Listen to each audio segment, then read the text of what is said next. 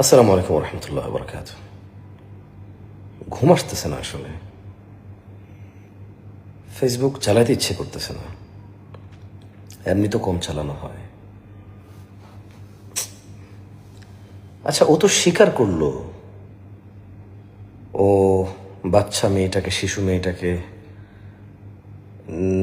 নৃশংসভাবে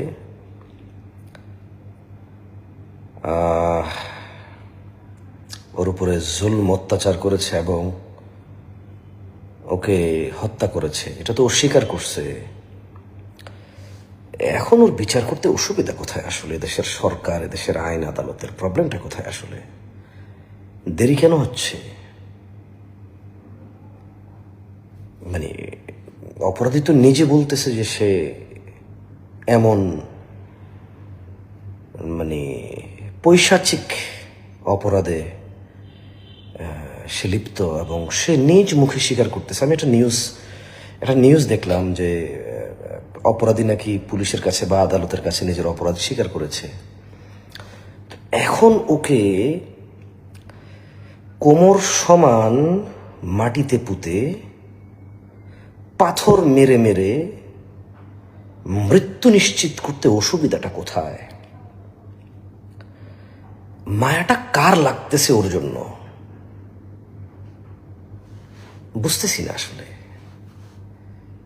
ওকে গণতন্ত্র পৃথিবী উদ্ধার করবে যাদের বিশ্বাস, গণতান্ত্রিকভাবে যারা ইনিল হুকমু ইল্লা লিল্লাহ, আল্লাহর দেওয়া বিধিবিধান শাস্তিকে যারা মনে করে সমাধান না। ডক্টর কামাল একটা অপরাধের একটা শাস্তি লিখে দিয়ে গেছে বাংলাদেশের সংবিধান।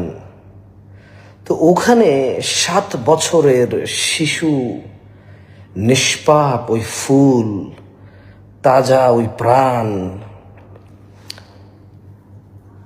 এই যে পৈশাচিক একটা নির্যাতনের শিকার হয়ে পৃথিবী ত্যাগ করলো, নিরপরাধ নিষ্পাপ এই মেয়েটা।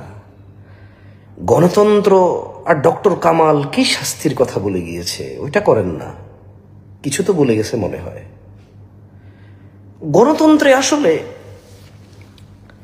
কিভাবে বিচার করে? অপরাধী যখন নিজ মুখে অপরাধকে স্বীকার করে এবং অপরাধের আলামত সবকিছু অ্যাভেলেবেল, তাজা ঘটনা,